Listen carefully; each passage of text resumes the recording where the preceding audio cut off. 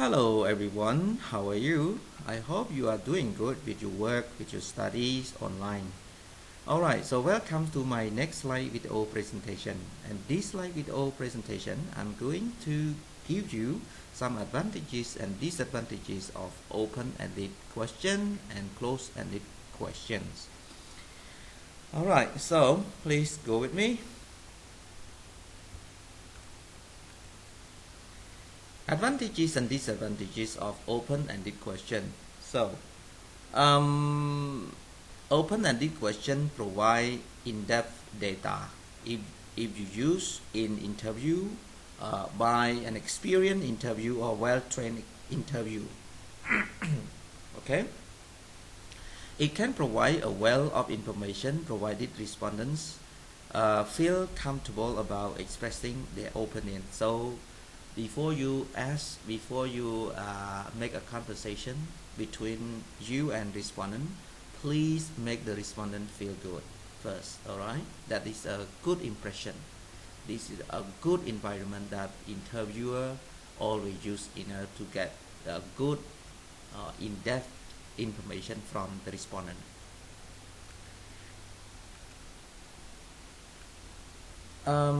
Yes, advantages and disadvantages of open-ended question. These kinds of questions provide respondents with the opportunity to talk freely, to express their opinion freely, and also the interview also get a variety of information from the respondents. And these questions allow respondents to express themselves freely, and they virtually eliminate the possibility of investigator. They cut down their nerve feeling or feeling reluctant or hesitated.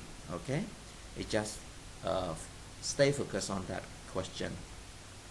If you are a good interviewer, if you are a well-trained interviewer, so do not make your respondent feel bad, feel terrible during the conversation, during the interaction with them.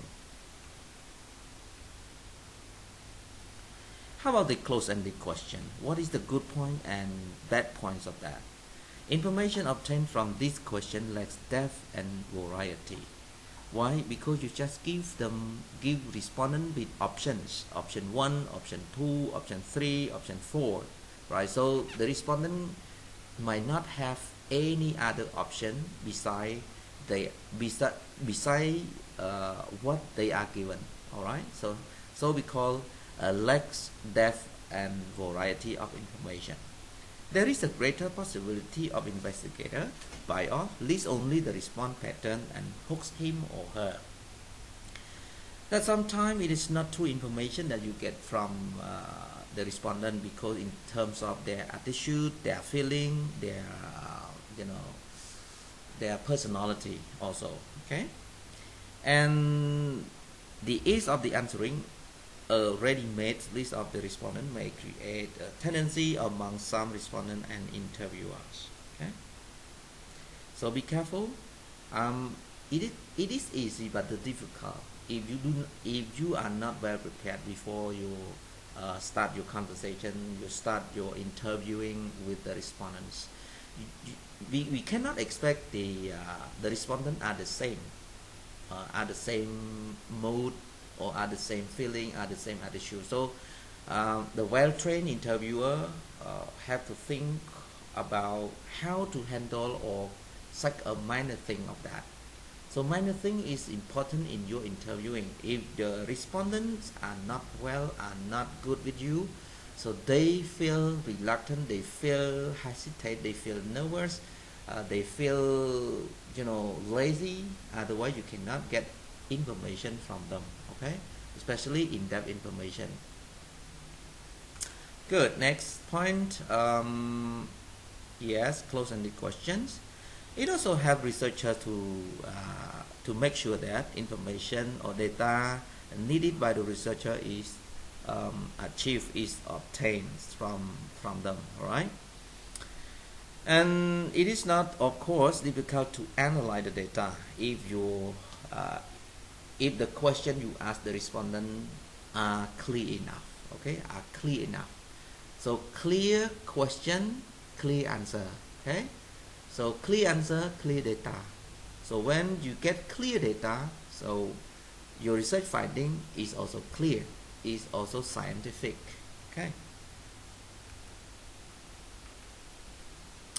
Look at the some rule or some tip before you formulate question in questionnaire or as well as the interview. So you have the interviewer have to use simple language or everyday language. Now look at this. Is anyone in your family dysomaniac? It is dysomaniac. So the key word here, this dysomaniac here, that is a strange word, the unknown word. So it is not the simple or everyday language with this. So when you ask the respondent, they don't know, they don't understand the word dysomaniac. Okay. Next, avoid using ambiguous question. I mean unclear question. For example, is your work made difficult because you are expecting a baby? Yes or no? That is unclear question. Do not ask double barrel question. Double barrel question, you use the WA question 2 times. For example, how often and how much, or what and when. Okay, why and which. So this is because double barrel question.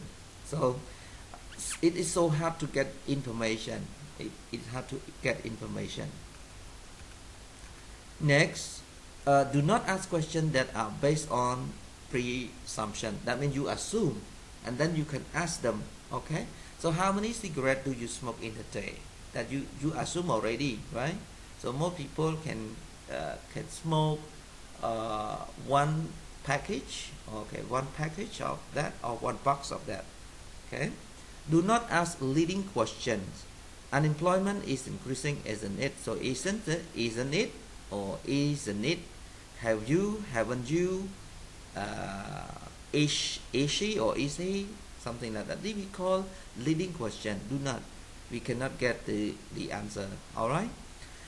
Okay. So that's all for this slide video presentation, and thank you very much for paying my attention, and I hope you get this some idea or understanding.